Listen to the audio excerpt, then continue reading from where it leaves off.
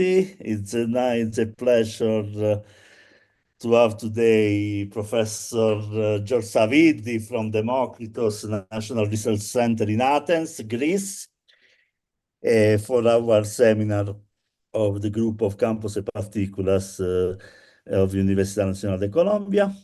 Professor Savvidy is emeritus researcher, now retired from Democritos, where for many years, since 1996, he has served as head of the theoretical group at the Institute of the Nuclear and Particle Physics of Democritos. He specializes in particle physics, gauge fields, strings, astrophysics, and statistical physics. In 1977, he discovered what is known as Savvidy vacuum in QCD. He discovers that the perturbative vacuum is unstable, and therefore the system prefers to decay in a state of less energy. This has started a big research line in understanding the QCD vacuum and therefore quark confinement. I was therefore incredibly honored when being postdoc in 2003 of Professor Savvidy proposed me to do an analogous calculation at loop in the so-called goniedric string model to show how dynamical generate the string tension. Today, we will talk about Schwinger non-commutative coordinates for photons and gravitons, another research line about the extension of Yang-Mills theory for higher spin, in which I also gave contribution in 2006. Thanks, George, and please, 1 hour. Yes, thank you very much for such introduction, and it was great to meeting you and your group, and I will be happy to tell what was my last work on this subject. So, oh,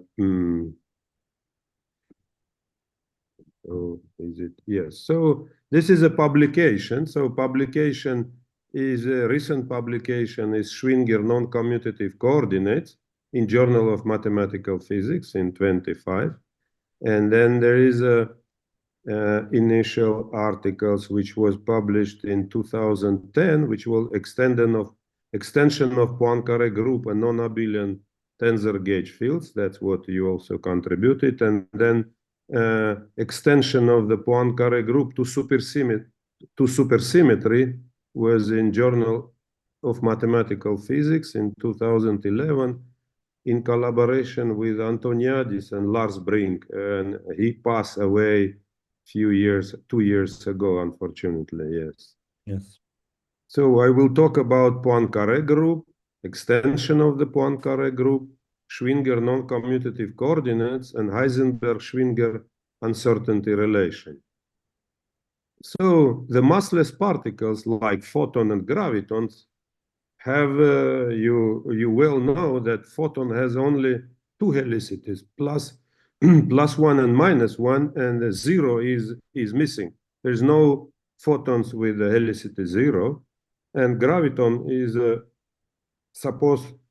we think that there is such a particles like graviton with helicity +2 and -2, and the 0 and +-1 are missing. So what the statement is that not all the 2s+1 spin magnetic quantum numbers states exist in the massless limit. So you see that spin operator is somehow is not well defined, because instead of five polarization for graviton, which is +-2, +-1, and 0, there's only 2, and also for photon. Yeah, but I mean, we can interrupt, yes. Yes, sure. I mean, but the little group for massless particle and massive particles is different. I mean, in the Wigner classifications. Yes. You are right, yes. But the thing is that the statement of the Schwinger is that the spin operator one should define the theory of photons and gravitons without referring to the operator of spin. Because if you take spin operator, it's automatically has 2s plus 1 state, but there is no such state in these theories. Therefore, you have to formulate. That was a Schwinger statement. One should formulate the theory without referring to spin, only to helicity operator. And that, if you do that, and he succeeded to make that, and then it appears that the coordinates of photon and graviton are non-commuting. That will be the result which I will drive you to that place. It takes me maybe 10 or 15 years to understand the work of Schwinger. And I was reading and calculating many times, many years, I will say. But and finally, I fully understand what he is saying. And then I started to share with my colleagues. Nobody knows about that. This was very strange. Somehow nobody knows about his work because it was not so easy to understand. It take me some time to understand it, and I will try to expose this his idea. Mm-hmm. So the Poincare algebra is defined with the transformation, which is matrix, lambda mu nu, and there is a 4 translation, 3 space rotation, 3 boost.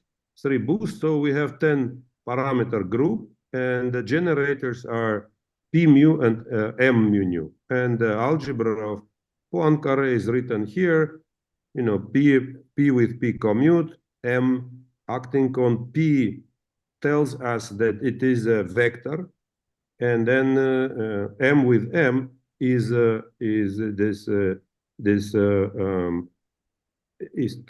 commute to the m. So we have these 3 commutators, well known to you in field theory, and then there is also algebra of internal group, let's say SUN, which is I defined as LA. FABC structure constant, where it's running to n-1, and P mu commute with L mu because it does not know nothing about LA mu, and M mu nu also commute with LA. And now what I suggested in long ago, maybe 20 years ago, to introduce new generators. So the new generators are LA, lambda 1, AA, lambda 1, lambda 2, and so on, LA, lambda 1, lambda S. So index A is internal index, as we have here in the SUN algebra, but index lambda 1 is Lorentz index. And lambda 1, lambda 2 are two Lorentz indices. So this is a tensor of rank 2, and this is tensor of rank S, and S run from 1 to infinity. So number of generators of these generators are infinite. And this is, if you take the Young-Mills fields, actually Young-Mills fields as indices, isotopic index, Lorentz indices. So you see these generators, it sort of unifies like Young-Mills fields. It has a internal index and Lorentz index. So because it is a vector, then the operator of rotation, let's m mu nu, acting on LA, it acts as a vector. These commutators tell us that L lambda is a vector. It is the same as here. You see m mu nu acting on p lambda. It just say that p lambda is rotating as a vector, you see, on the right-hand side. Here is the same. When m mu nu act on L lambda, it's rotate the index mu, but does not touch the index A. Now, it is also acting on let's say, tensor of rank 2, lambda 1, lambda 2, and you see that when m acts on this, it rotates and tells that this operator is a tensor of rank 2, the same way as here. You see m acting on m, it rotate the m, and then the same is here. Now, important to understand what is the commutative One question. I mean, these additional generators must stay are tensor always in the fundamental representation, or maybe can brought also Dirac indices or. No, it is in the not fundamental. It is adjoint representation because No. Fundamental from the point of view of Lorentz. I mean, of mu Lorentz. is a vector, no? Is an index of four vector, Yeah, no? it is a four vector. I mean, could be lambda also a Dirac index or something else? No, in given, I don't know if one can do that. Maybe possible, but in given case, as you see, it is just tell that index lambda is just a vector because this Mhm, transformation, this is mhm, the first operator. This commutator tells us that it is a vector, and here it says that the tensor. Therefore, it uniquely defines the structures of these generators mhm, about lambda 1. But if you write, let's say, spinor index here, then the action of the m mu nu on this operator will be different. As it uh-huh, rotate the, let's say, spinor. uh-huh, In given case, we have just a vector. uh-huh. Okay, so therefore, one can suggest the following extension of the Poincare algebra. So you see this, the first three commutators define the Poincare algebra. Now, operator P mu acting on these generators L, it says that it is these operators are translationally invariant. When you do translation, the operator L does not change. When the m mu lambda act on the generators lambda 1, lambda s, it's rotated as a tensor of rank s. Mhm. And the non-trivial relations is the last generator. As you see, LA, LB is FABC, LC. So therefore, it is like if we take S equal to 0 without indices, it will be this SUN algebra. But when we have these indices, as you see, there is lambda 1, lambda I, and then another indices, and what object which appear here has the indices of all this. What is interesting, what I want to say that it is interesting, it is important to tell that as far as you introduce the vector generator here in the algebra, you cannot stop. For example, you will think that I introduce only this generator and I don't need this high rank tensors. But you can see here, if I calculate the commutator between LA lambda 1 and LB lambda 2, I need on the right hand side something which depends on lambda 1 and lambda 2. And this is, you have to introduce the tensor which is rank 2. But then if you commute rank 2 with lambda with rank 1, you will get rank 3 and so on. Therefore, this algebra, as you see, generate more and more generators, and you cannot stop. So this algebra is infinite dimensional algebra.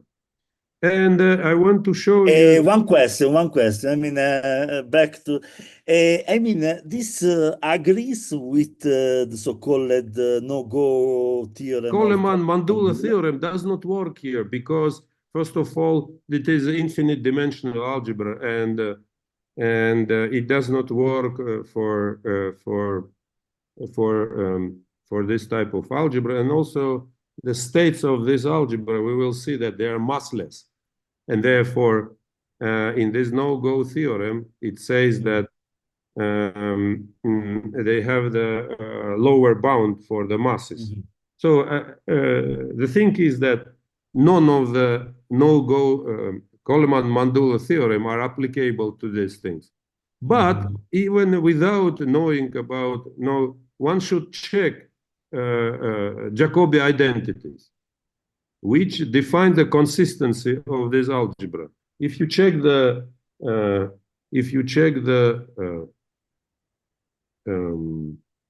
Jacobi identities, you will see that they fulfill. Therefore, the algebra is perfectly okay. But So this spectrum massless will bring additional infrared divergences that yeah, it will be, it's would like be a Young-Mills problematic. field will spin 0 and will be spin 2, spin 3, spin 4, and so on. So which means that there is particles which are massless, like gluon, and they are partners of gluon. So one can think about that there is a gluon of spin 2, spin 3, spin 4, and so on. Yes, but I mean, this theorem of Weinberg, Witten, that make It's also not applicable not because applicable. it is not for the for the gauge field theories. For gauge theories, it is you have the concerted energy momentum tensor should be conserved, but in this case it is not. So therefore, both theorem are not applicable to this case. And I describe this in the article, so one can see. So I want to show the analogy, which is low dimensional analogy. For example, the symmetry of the world sheet when in string theory, the Lorentz generators are Ln, so-called Virasoro generators. So you see Ln to Lm is n minus m times Ln plus m, right? So this is a space-time symmetry on the world sheet. But there is a current algebra, which is called Kac-Moody algebra. And you see, for example, here, if we take n and m equal to 0, I don't know why I should write it just 1, because it's also 0 here. So then it reduced to the SUN algebra, right? But but here you see this generator has a Lorentz index n on the space-time two-dimensional space-time index, and so you can see the analogy of this algebra. Actually, it was Ludwig Fadeev who helped me to tell that the algebra which I am is a current algebra. So this is somehow perfectly can be called current algebra. This algebra. So there is a huge and no anomaly comes out like the extra term in the Virasoro here. algebra. So so let me answer. So the representation of this algebra, Virasoro and Kac-Moody, is, there's a huge literature in string theory and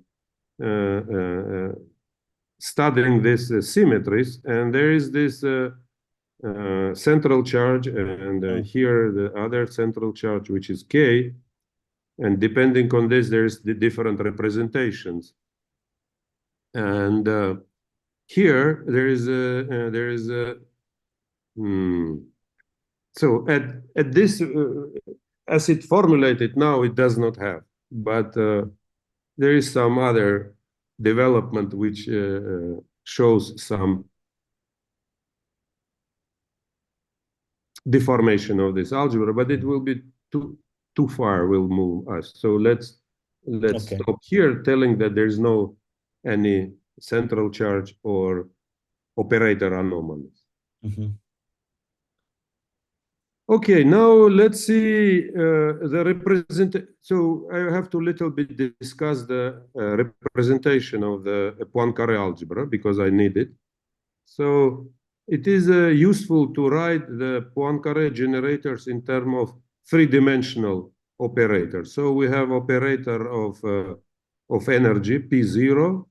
We have operator momentum, Pi. We have a rotational operator, Jk, right? This rotation. And this is a boost operator, Ni. So how many is it? 3 here, 3 here, 3 here, and 1 here. So 10, as it was before. So we have a P with P mu, Pn, Pm, as you see, commute. The angular momentum, it commute to itself. Two boost operator commute to the rotation. That's a beautiful things in Poincaré algebra. And then other generators are written here between the boost and rotation operators. There is So, some particular reason that you don't use the natural unit. I mean, to put explicitly H bar and C. I put the H bar. Here is H bars, and Yes, there is yes, C but squared. why you need to put explicitly H bar and C? Just matter I of always check that the commutator is written correctly. nice. Otherwise, yeah, in all my calculations, when I do calculations, I strictly follow the dimensionalities because that's another check that you did not make. You are working in unknown field, so you have to be really careful not to make mistakes with some obvious mistakes. That's I think that I was Fermi or somebody, I don't know, some Oh, but physicist. They also say they say the who are the natural experts? coordinate, the Expert is the natural person. Expert is the person who knows the typical mistakes. yes, but also the natural units are a system, a Yes, yes. consistent So, system. so there is a dimensionalities of operators is well defined here. So there is one can define the vacuum state, which is when the operator P mu acting on these states is zero, and M mu nu boost and rotation is also invariant, and then we have invariant, which is the first Casimir operator is P mu square, which is M square C square, right? And it can be, we should consider two cases when M square is bigger than zero, and then M square is equal to zero. This is the two cases which I would like to consider. So, and there is another interesting vector, which is Pauli-Lubansky pseudo vector, which is, as you see, a totally antisymmetric tensor, which is summed with M and P generators. So that's called W mu. And I find the beautiful relations in the articles of Schwinger. You can see, you can check that using the commutators which we have before, that P mu with W mu is equal to zero, which means that W is translationary invariant operator. It's also important relations that W mu with W nu is equal to W lambda times P rho with this epsilon with epsilon. So as you see, it's not commuting by itself. It is non-commutative operator by itself, and also P mu on scalar product for W mu is equal to zero, which means that W mu is a space-like vector. Because P mu is time-like vector, therefore W mu is a space-like vector. So it is a space-like pseudo vector, which is you see W mu square is rho square. Yeah, so we have two Casimir operators in Poincaré algebra, and now we want to build the yes. to build a massive representation with spin. So what is interesting, and I don't know if you realize that the Poincare algebra does not have the coordinate operator. There's no R operator. So therefore, when you consider the representation, you have to introduce the operator, which you call R. And this operator R is commuting with itself. That's what here. And then the commutator of R with P is a Heisenberg relation. And operators of spin commute with the coordinates and with momentum.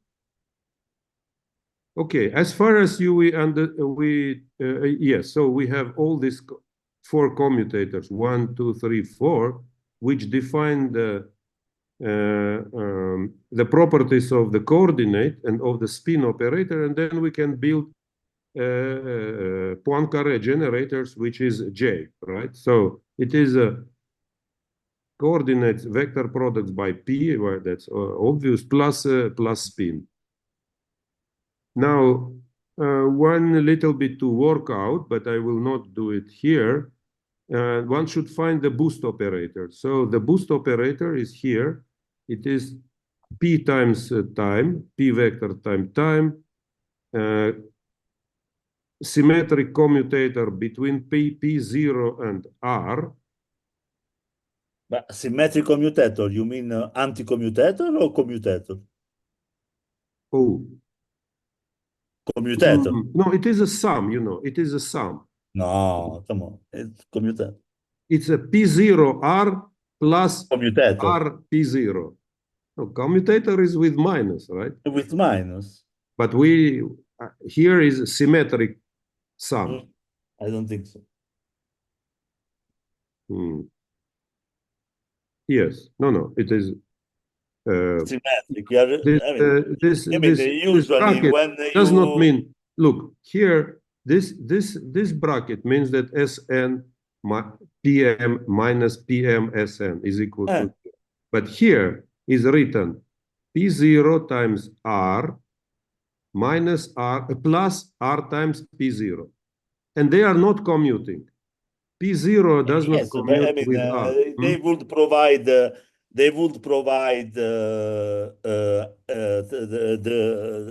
x time the derivative with respect to the time, no?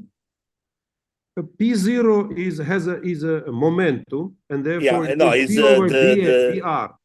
The derivative with respect to time, no? No, derivative is P0. In coordinate space, P0, the derivative with respect to time.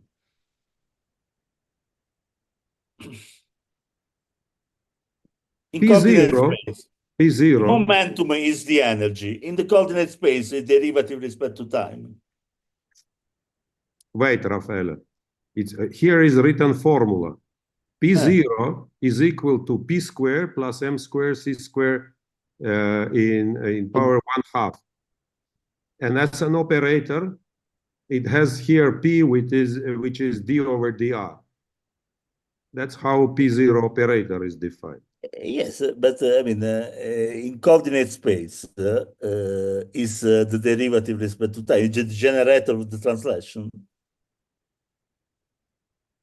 The value of the energy are related to the value of the momentum, but in the coordinate space, it's the generator of the translation.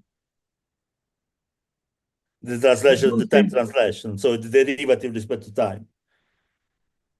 No? I show you explicit form of the P0 operator, and you are ignoring this fact. No? This is a way how it defines. So P0. Yes, yeah, in the momentum, space. I am sure that this is equal to what you say. Yes, in the coordinate space, the derivative with respect to time.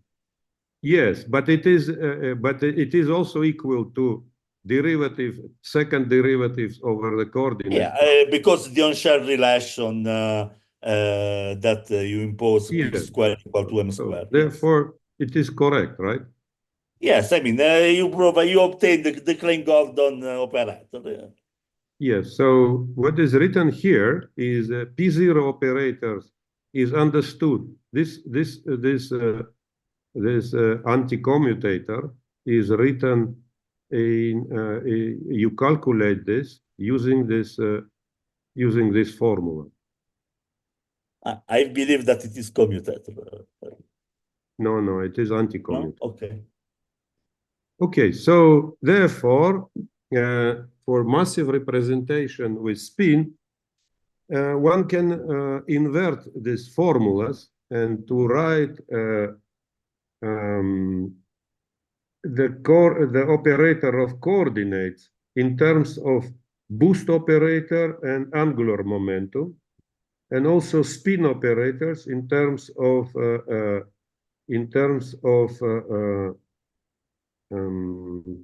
angular momentum operator, as you see, and boost operator here. So the same things can be done with the Pauli-Lubansky operator, which is W0, and it is the product of momentum operator by spin, and also the vector W vector is equal, as you see, m times s plus p times s, and all these things. So what I want to say, let me summarize what I am saying, is that I say that I claim here that it is massive representation with spin, and we need to find the two operator, rotation operator and boost operator, and this is representation given here. Now, if you write these operators as they are written here, you can check that they fulfill this full Poincare algebra. Now, these relations are inverse relation, which means that before we have a representation of rotation and boost operators in terms of coordinates and spin, now we translate it, and this is another relations which we will use next in the next our step. So now we can calculate the p square. We have that p square is equal to m square c square.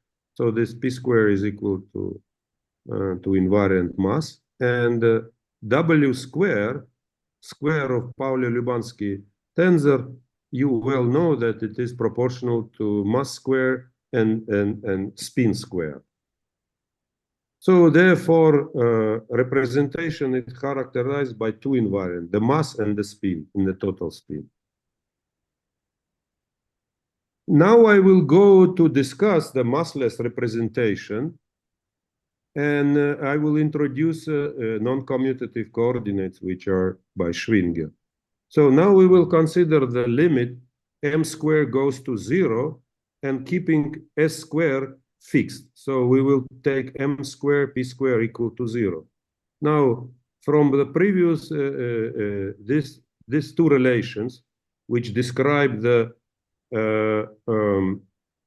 Pauli-Lubansky vectors, right? Two Pauli-Lubansky vector, we will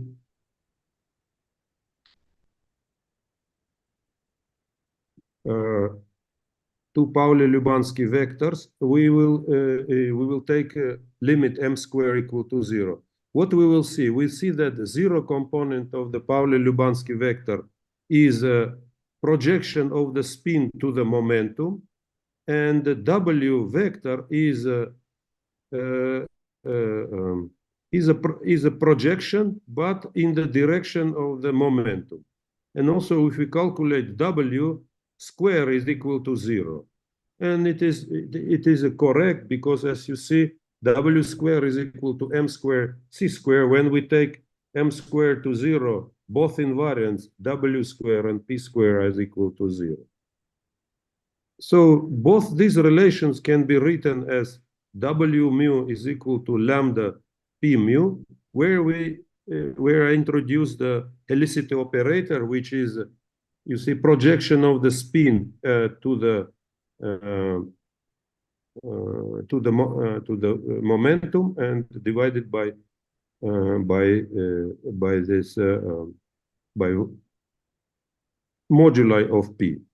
So as far as it is Lorentz invariant, the thesis exhibit only two helicities. So this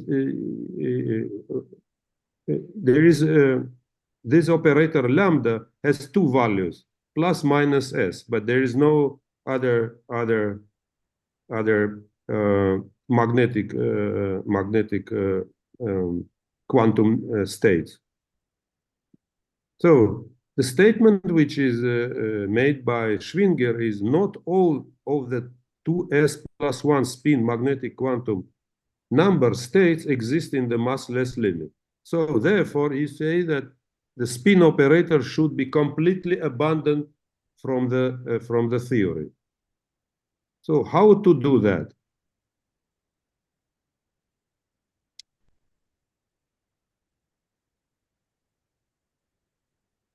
So he suggested to the following.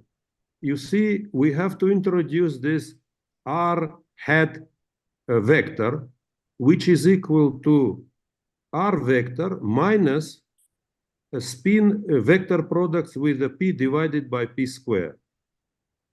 You see, we introduce a new coordinates which are connected with the old operator, and there is some additional term which depends on spin.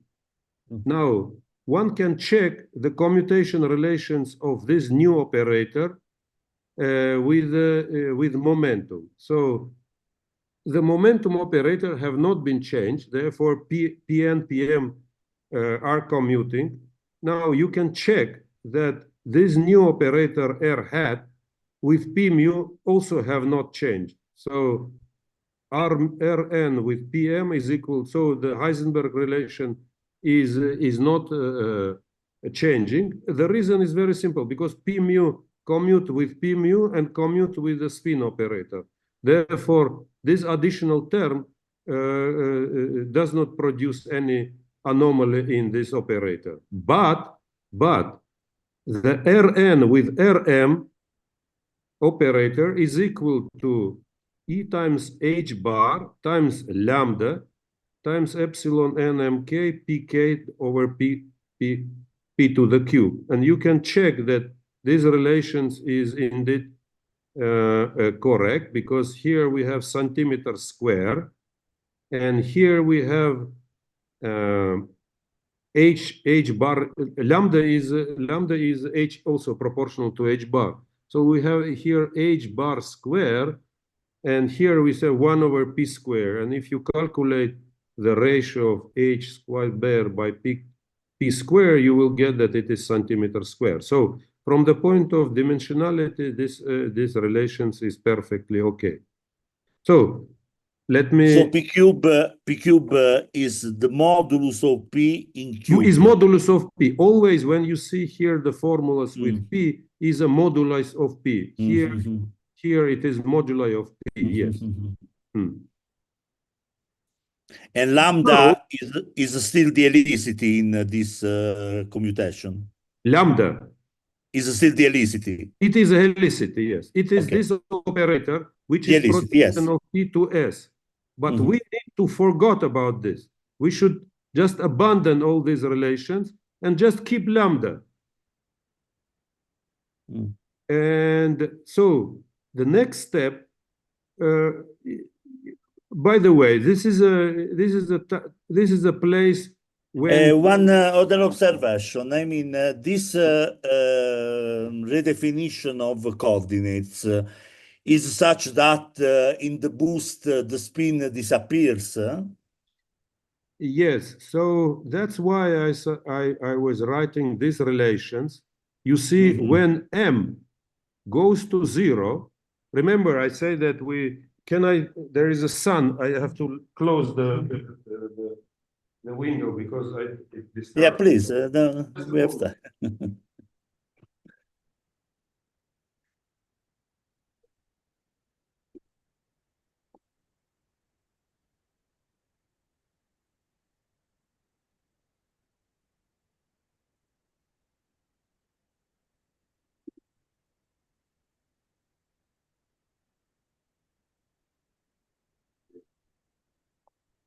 Now it's better.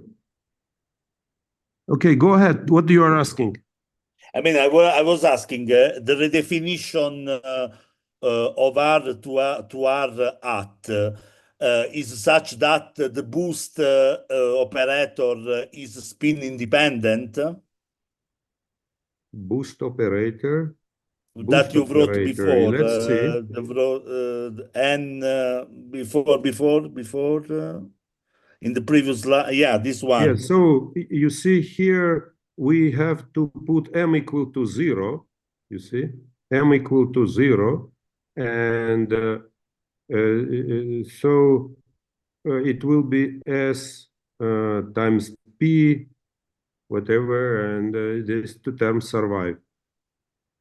But I mean, the new R replaced in the bracket yeah, is you have such to do that it. to Yes, absorb the second term, yes? yes, one should do it. Yes. So, for example, I think that here you can see it. Let's see, if I put here m equal to 0, then I get n. You see, n operator in terms of, here will be 1 over p0 square. Here's p, there is n here. Yes. And then here is jn. But So probably in the previous formula is more clear. I mean, this the one. definition of R to R at, I think, provides a reabsorbing of the spin inside the bracket before. No, but you see, Raffaele, here No? there is remain spin, S spin, and that's But not it's good. the same vector product that you use for the definition of R. So I think that can be recombined. Oh, yes. So this is a lambda. Yes. So it seems to me that it is possible to write the maybe in my articles I have this. Oh, here it is, Raffaele, here. So we have G operator, which is R hat times P times lambda. P vector here just disappear. P vector divided by P. Okay. And boost operator N is equal to P times X0 and P0 times R hat, as you just guessed. I see. The angular momentum the spin operator somehow in terms of disappeared by the boost. Sorry? The spin somehow with this redefinition, the boost is independent of the spin. Yes, the boost and the angular momentum, you see, are in terms of lambda. But we talk about lambda as you know, still, we have this definition, and we think that, you say that it is plus minus s. So now I will show you that what I did. So first of all, I want to check the Jacobi relation for this R operator. So I calculated R1, R2, R3, and then, cyclic permutations. And if you substitute this here, you will find that it is lambda h square Laplace operator of P in P coordinates, d square dp1 square plus d square dp2 square and so on, acting on 1 over P. And this is delta function, so it gives you minus 4p lambda h squared delta function of P vector.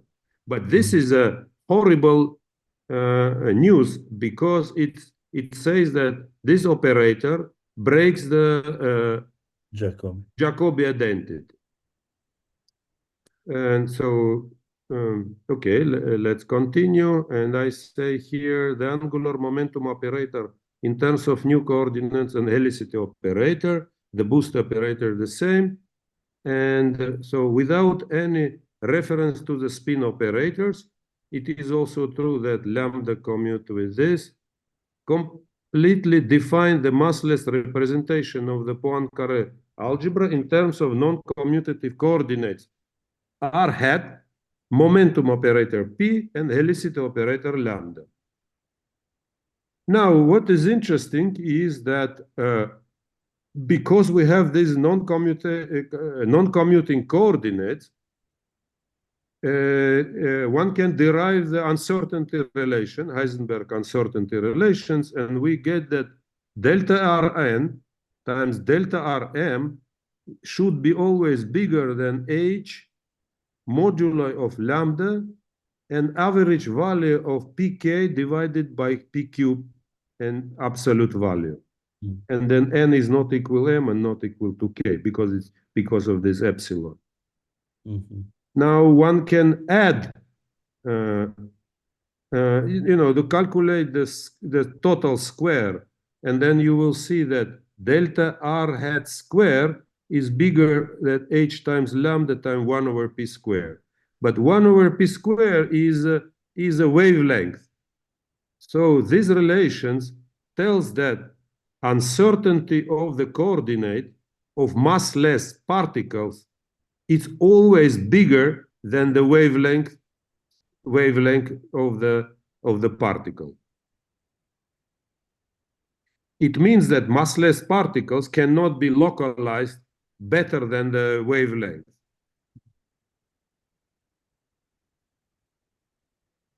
Now, let's see what will happen here with our violations of associativity relations by 3 cocycle. So what I find important to build this unitary operator, which is equal to b times r hat. What is this operator? This operator, yes, so another remark, let me say to you. Because now we have coordinates which are non-commuting, and that's a discovery of Schwinger, and the momentum operator is commuting, one should understand that the wave function of massless particle should be written in terms of momentum operator. Because p commute by itself, right? Before was coordinates, but now momentum. So the wave function of massless particle, it's better to be written in terms of momentum. So we have psi of p, where these coordinates p are commuting. Hello, are you listening to me? Yes, yes, and I have a question.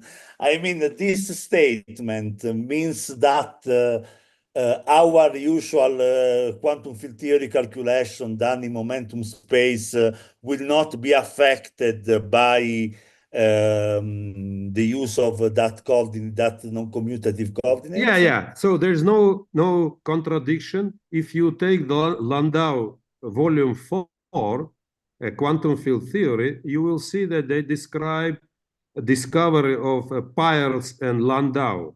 And he say that the photon wave function cannot be written in coordinate space. The reason is that, for instance, when we compute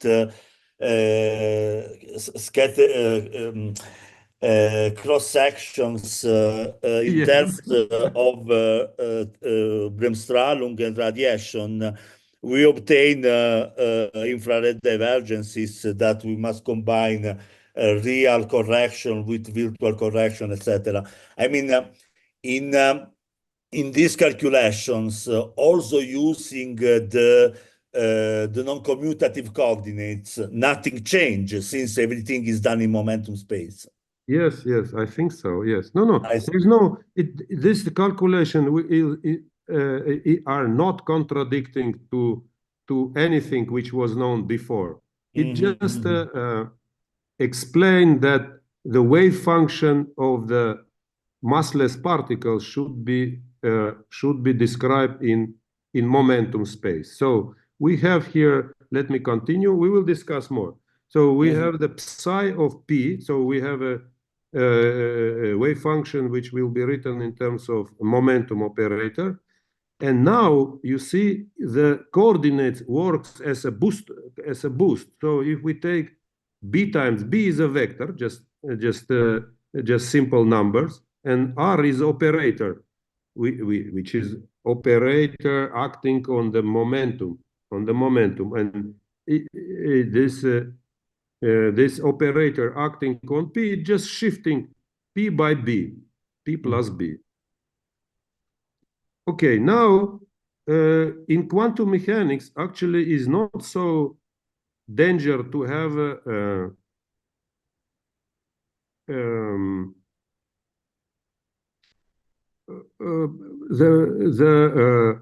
that the Jacobi identity has anomaly, but more violent is if the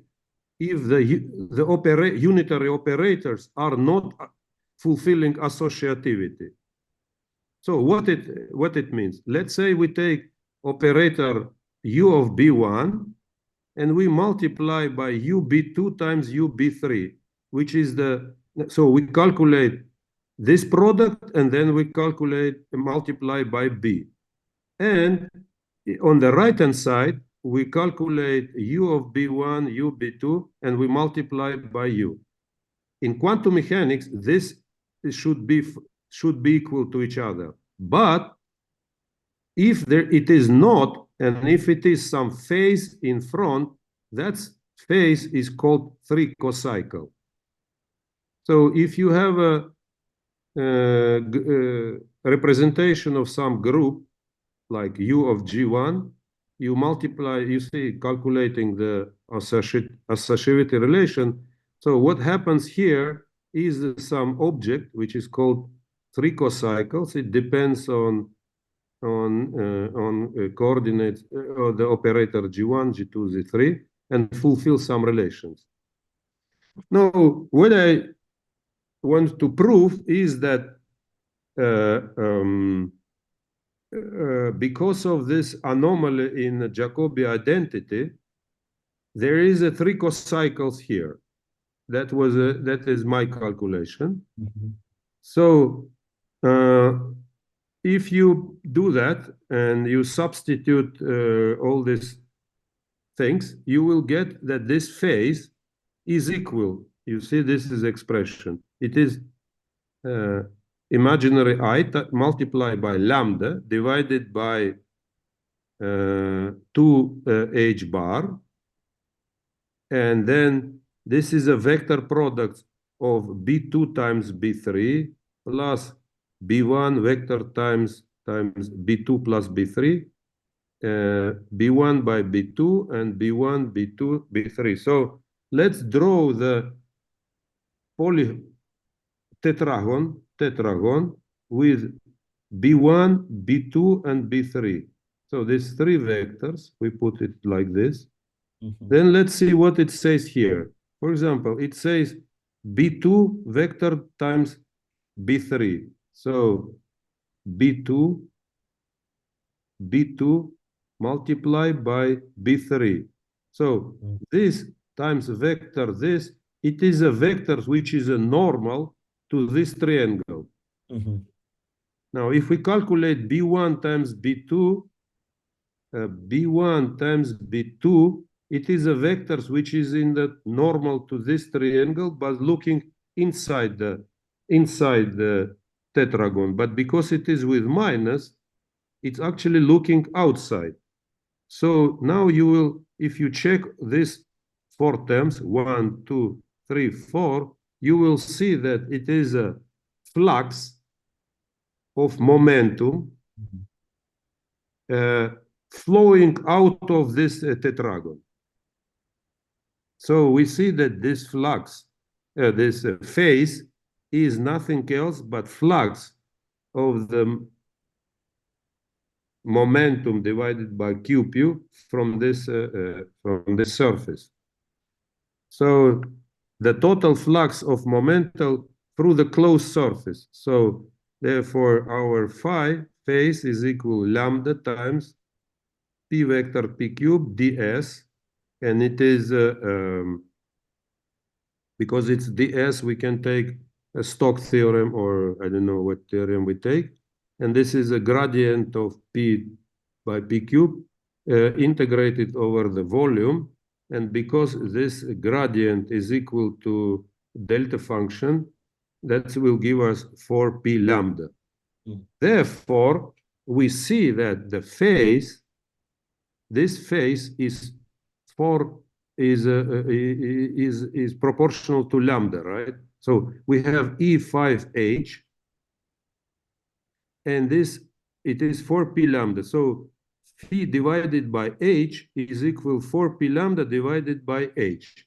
But now, because it is in the exponent, if this exponent is proportional to 2 pi n, then it is, you can ignore it. So the cocycle will be trivialized. So therefore, what I write here, I say that in my calculations, phi is equal for 4p lambda divided by h, and I say that it should be equal to 2pn to not destroy the quantum mechanics. And this means that lambda is quantized in terms of h over 2 times n, where n is equal to plus minus 1, plus minus 2, and so on. So therefore, what I succeeded actually, without referring, so because I have this algebra, which was defined by Schwinger, and because of this anomaly, we don't know what is lambda. Of course, if you take, it was a spin here, of course, you see that it is spin projected to P, and it has plus minus 1 or plus minus 2 helicity. But in any case, when you write these two relations, these three relations, lambda is something else, something. And what we see here, that this treatment, this path allows you to tell that actually lambda should be quantized, and it is quantized in terms of h over 2 times n, and this plus minus 2. So there's nothing contradict to what we knew, but what we succeeded, or what Schwinger succeeded, is that to formulate the theory which is massless particles with the new coordinates, because maybe you just did not realize when I was stressing in the initially that, in Poincare algebra, there is no coordinate operator. In Poincare algebra, there is no coordinate operator. We just introduce it at some moment. Here, we introduce the coordinates r, and we say that it fulfills the Poincare Heisenberg uncertainty relations. But what we see now is that actually introducing this coordinates, just we say that it is this, and it commutes, as you remember where it is. Yes, so we introduce this r. We should forget about these things. We just have r, which is non-commuting by itself, this one. It's there is a p, and there is an uncertain, and then in this one. So these three commutators, and then we see that this lambda which appear there should be quantized in terms of h over 2. So there's a nice consistency. So now I want to show you some correspondence with the Dirac quantization condition.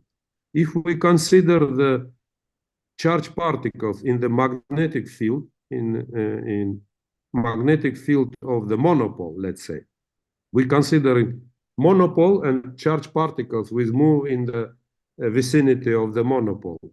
So the coordinates are commuting. Coordinates with momentum are Heisenberg relations, but from quantum mechanics, from non-relativistic quantum mechanics, that or Hall effect and so on, that Pn with Pm are not commuting and on the right hand side is magnetic field. But because this commutator, you can clearly check that the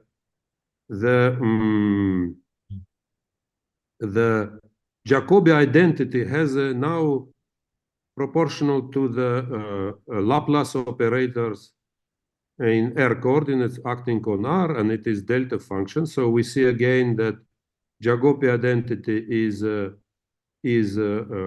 has anomaly, and if we introduce now this coordinate translation operators, which is A times P, where P is d over dx, and acting on the wave function, coordinate wave function, it translates the coordinates, then we can calculate what I already show you. We have to calculate the cycle phase of the cycle, and we will see that it is 4 pi electric charge multiplied by the magnetic charge and divided by c, and this 4 pi e times magnetic charge divided by hc should be equal to Pn.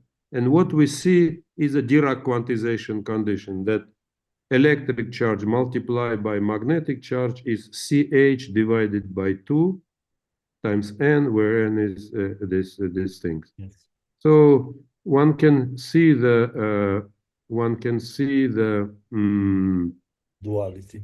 duality. Yes, one can see duality, that if I exchange these new coordinates with momentum with the coordinates, and helicity with the product of electric charge by magnetic charge divided by c, we have this duality. In summary, we have demonstrated that there is a well-defined correspondence, duality between helicity quantization condition of massless relativistic particles and the Dirac quantization condition of magnetic charge, which is based on the analysis of tricocycles in the corresponding associative relations. Okay, so I make this, I find the pictures of Julian Schwinger working with, here is a lot of his papers and notes and so on. I write his non-commutative coordinates, and that's what was he discovered. So what else? So if you have a questions, let's go with a question, and then I add something more. Okay, I mean, there are questions for Professor Savvidy.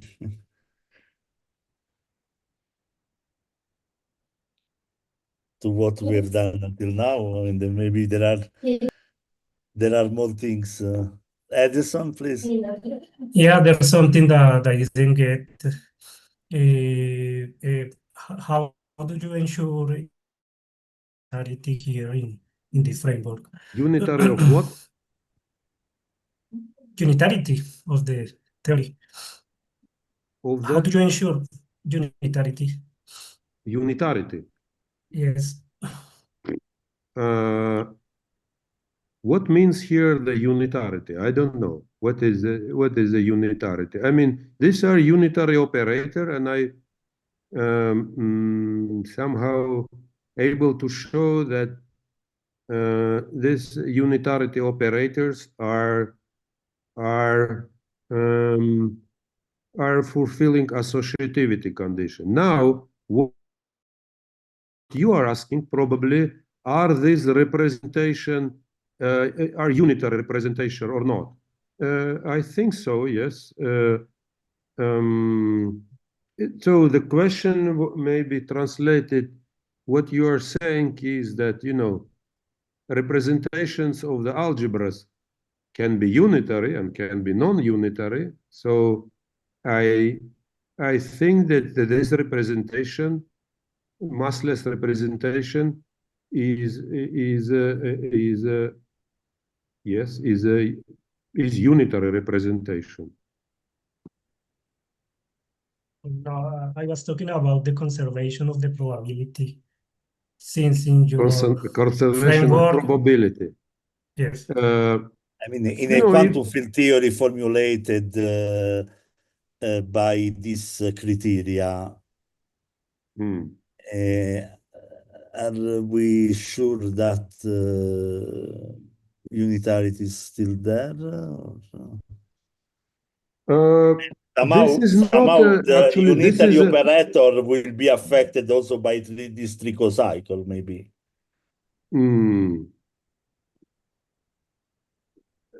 Just a moment. So first of all, this is not field theory. This is a particles. This is about particle representation of Poincare group. Yes. So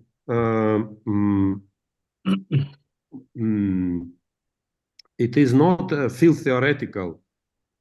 We are not talking about field theory representation. It's just representation. As Wigner was saying, you know, that Poincare representation of Poincare algebra from the point of view of particles are describing particle with two invariants, mass and spin, and now we can say that with helicity,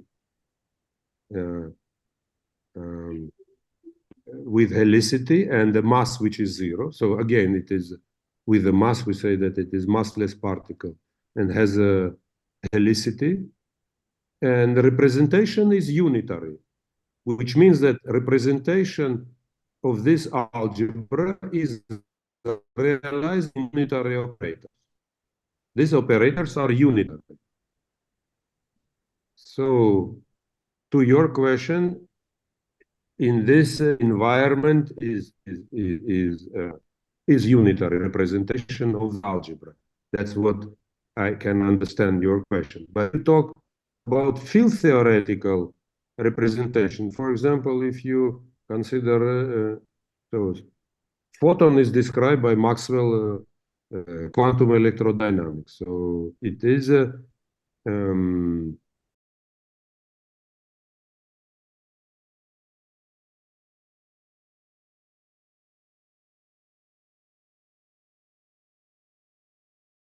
consequences, and was done. I don't know. Schwinger did not refer to the Landau and Peierls. So Landau and Peierls explain in 35 there was an article, and it is described in Landau volume 4 on quantum electrodynamics that, you know, if you take vector potential A as a function of x, and if you take it square, it's not a probability. It's not, because if you see, it is a not gauge invariant. If you change add the gradient, this moduli will change. But if you take A as a function of P and take the moduli, saying that this is a probability to find photon with momentum P, that's correct. That is a probability. Why? Because if you take a vector of P and you add alpha times P, and you take the moduli, then you see the A times P is equal to 0 and P square is equal to 0. Therefore, in momentum space, this A of P is gauge invariant, and therefore has a meaning of probability. So this is completely well clicks with what I was saying and with the Schwinger treatment. He said that, you know, somehow massless particles, the wave function in coordinate space it cannot be localized. Somehow, you see, the object is always have some scale, which cannot be, and we knew that photon is, you know, resolution of photon cannot be done better than its lambda, its wave function. So therefore, you know, the massless particle cannot be localized, and this is uncertainty relations which we have here, and And you know, an interesting physics, if you are interested, I can tell you.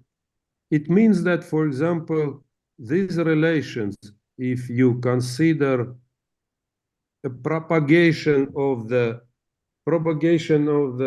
electromagnetic wave, let's say, in the optical fiber. So the photon is confined with delta x times delta y. So here we have delta x times delta y, and it should be bigger than something. So which means that, you know, it means that there is a cutoff. There is some frequencies which cannot propagate through the if the lambda is bigger than the size of the there is a cutoff frequency. That is known. But another thing which I was thinking, I was in China last month, and they take me to the mountains where they have a telescope which is tuned to the moon.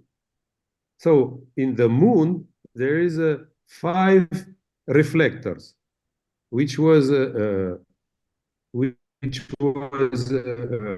installed on the moon by 3 Apollon missions, like Apollon 11, 15, and 17. They put uh, some reflectors, you know. Then the light comes of laser, come to them, they reflect back. And there is 2 Soviet reflectors from Lunokhod 1 and Lunokhod 2. So when they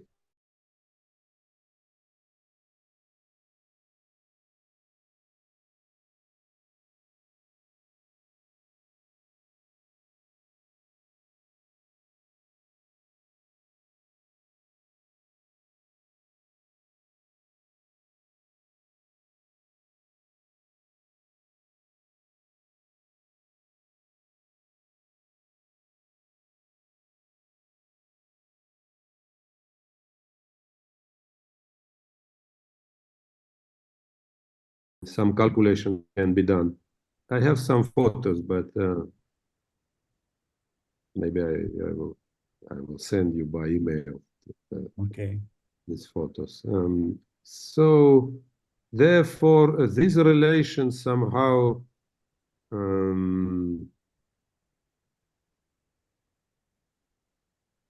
it tells the resolutions which can be done with photons. Yes, so I am still working on to understand better these relations and the consequences of this beautiful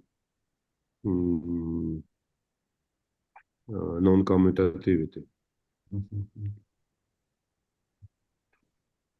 So I think that I finished. So thank you very much for listening. Thank you so much for your very informative talk. There are more questions for Professor Savvidy. Yes. Please, Liliana. Hello, Professor Savvidy. Thank you Hello. for your presentation. Yes. So Your research Liana, where you are here, I don't see you.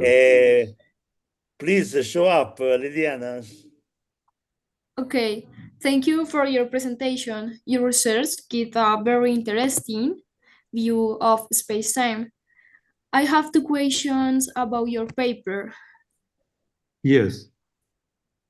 First, is there any possible experiment, for example, with the cosmic microwave background or gravitational wave detector, that could detect the spatial uncertainty caused by this non-commutative?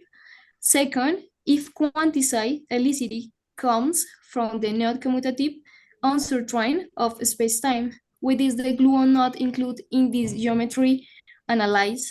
Professor Edison, if possible, I would like a short translation of the answers into Spanish so I do not miss any technical details.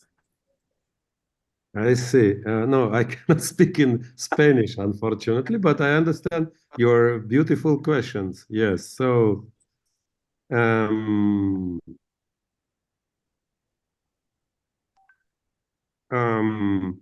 now, you ask a very beautiful question. So let me answer step by step. So when you look on this non-commutativity of coordinates of the photon, it does not mean that the space-time is non-commutative. So space-time, as was a flat, remain flat, but the coordinates of the photons, of the photon, are non-commutative. Now, but these relations, if we paint lambda equal to 2, are correct also for graviton. And because it works for graviton, means, but the graviton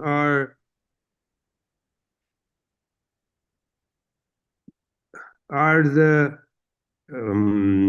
deformations. They describe the deformation of the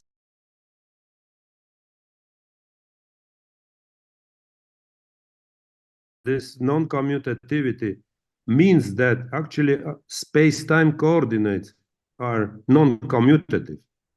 And this is completely different from what in string theory I'm saying. And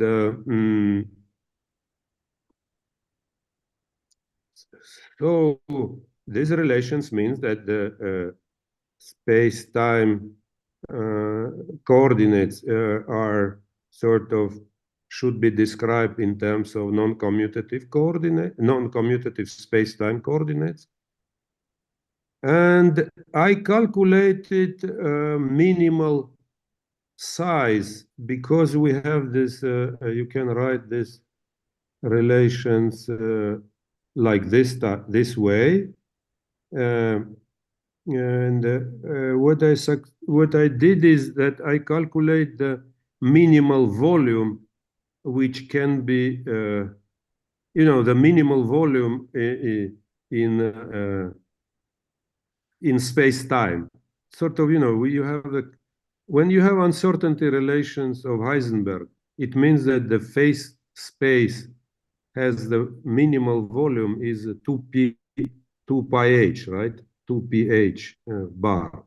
But here, it also means that, the space has some minimal volume, and usually people say that it is like Planck scale. So that's what I also mentioned in my article. But so you say, let me repeat your questions. Another question, you say, what is the influence of this discussion with the cosmic microwave background? That's what you ask? Liliana? Can you repeat the questions slowly? O si quiere lo puede decir en español, yo lo decimos nosotros, diga. ¿Cuál fue la segunda pregunta, ok. Liliana? ¿La segunda pregunta? Sí. Sí, sí.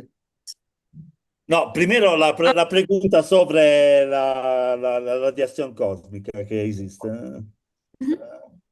Que, Ok. Pues la pregunta era de si existía algún escenario fenomenológico concebible en el que quizás las anomalías de la polarización, como las del fondo cósmico de microondas o la de los interferómetros gravitacionales, que permitan detectar esta borrosidad espacial que se deriva justamente de la no conmutatividad. Esa es la primera.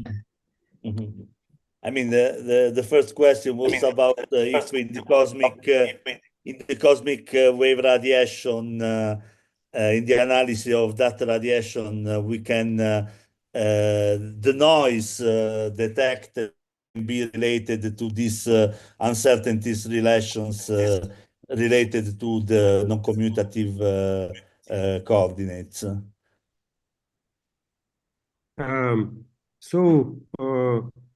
Just a moment, let me ask. There is a cosmic microwave background, which is infrared photons at temperature 3 degrees.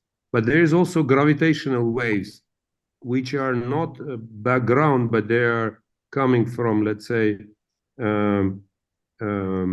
merger of two black holes. So the question was about microwave background radiation or about gravitational waves? Both. I mean, Both.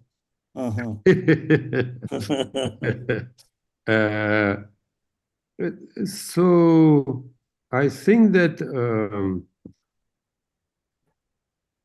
so the question is if these uncertainty relations have some influence on the measurement which is done by let's say Planck, right, or by LIGO or whatever it is. LIGO, yes.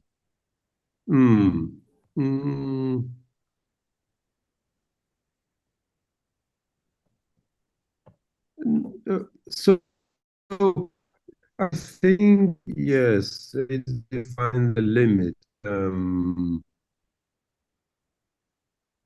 So measurement of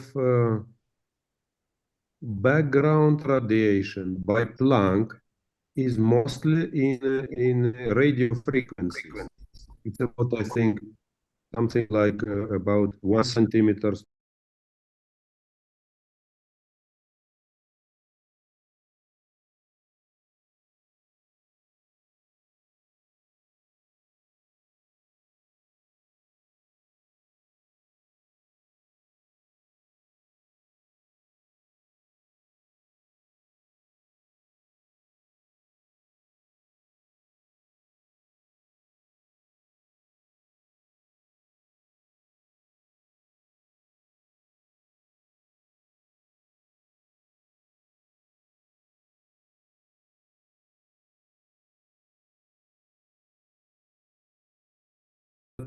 Inhomogeneity of the background radiation is about 1 degree, right? This maximum, and it is delta T to T is 10 to the minus 5.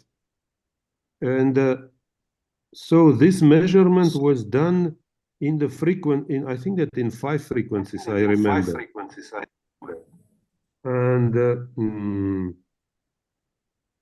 so it seems to me that it was, you know,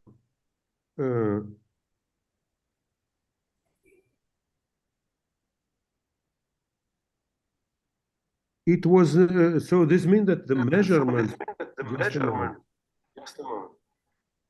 so if the antenna has specific size, then it cannot measure the wave functions which are bigger than the size of the antenna. That's what it says. But it seems to me that the measurement they was doing in specific frequencies. But indeed, you know, if you look this, let's see this Planck. Let me see.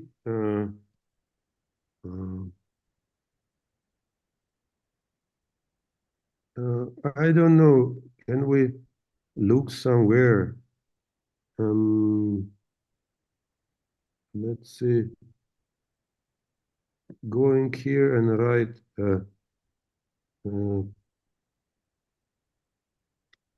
Planck background.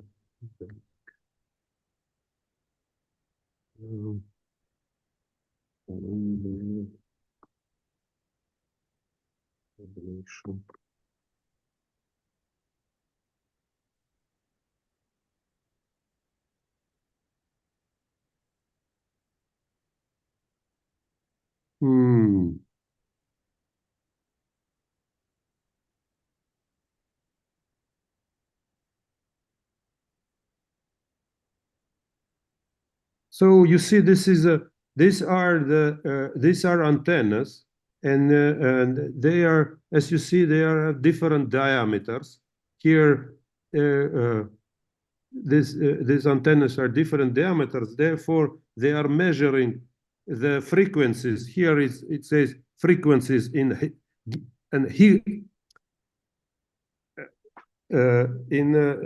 gigahertz.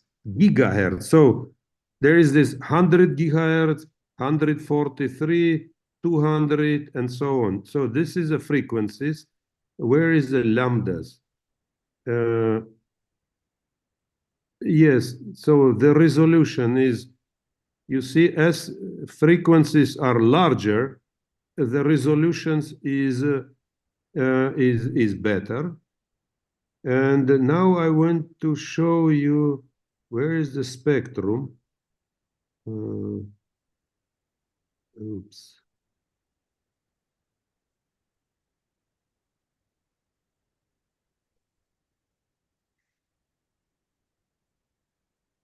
I want this, it's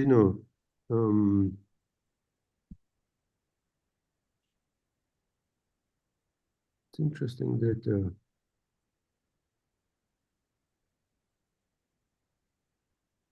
let me see, maybe here we have seen. So this is a curve, this is a curve which I am interested to show.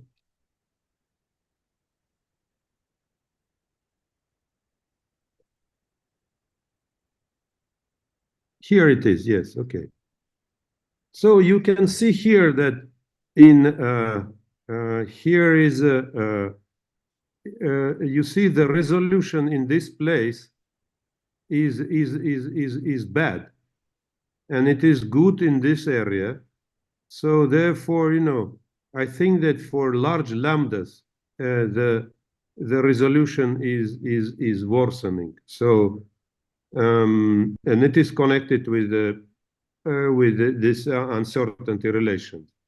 I think so, that this measurement at these frequencies is not good, because as I show you in previous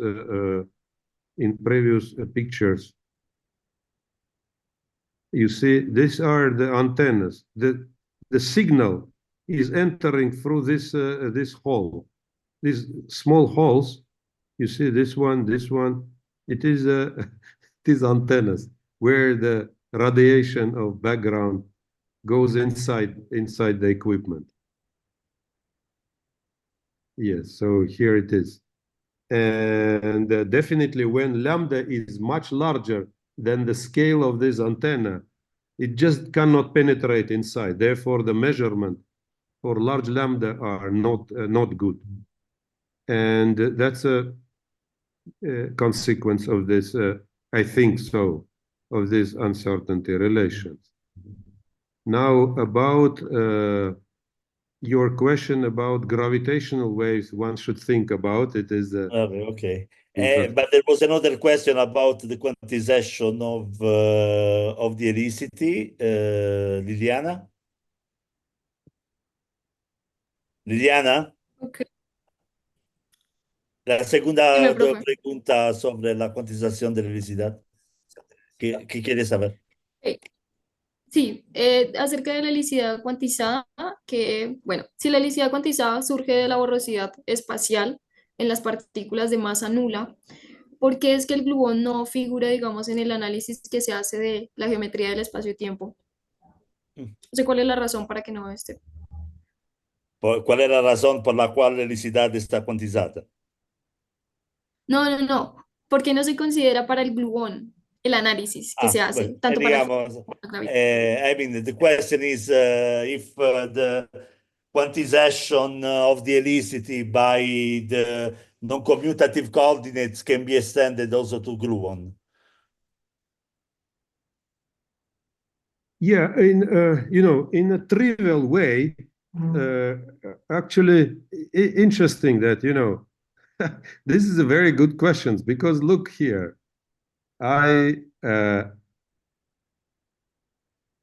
in my talk, I write massless particles, photons, and gravitons, but I did not write here gluons.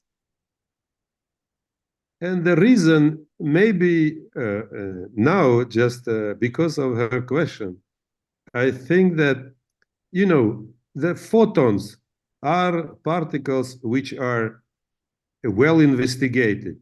The gravitons, we don't know if they exist or not exist, right? So this is a question of the future investigation. And I am now writing that in the next few weeks, you will see in the internet my article about gravitons, about the way to detect the gravitons, I will say, right?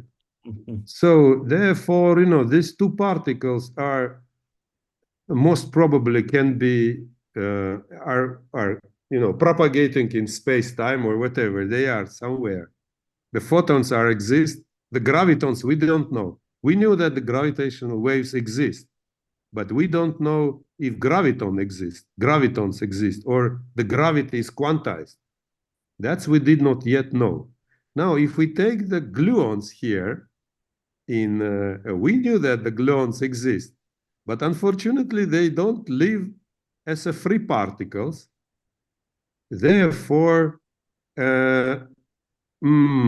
that's interesting. So let's see. So, so I think that we should look here, and what it says that the size of the gluon confinement define the p-square. I think that what happens from these relations, you will see that somehow these uncertainty relations tells you that the wavelength of gluons is the size of the proton. That's what it will say. Yes. But it will say also a lot of infrared divergences that are there, and therefore, I mean, the analysis is not immediately extended. No. Look. The particle is massless. That's what it says. It says that size of localization in all three directions square is bigger than 1/p², right? So if I write somehow p² here on the left and delta p on the right, then I will tell that p² is bigger or equal lambda divided by delta r square. So it will tell that the gluon is confined in the size of the 1 Fermi. That's what it will say. Oh. Yes, somehow. Okay. Thank you, Professor. Okay, thanks for your question. So look, if p² is p will be very small, right? Then delta r will be very large, and it is not true for the gluon.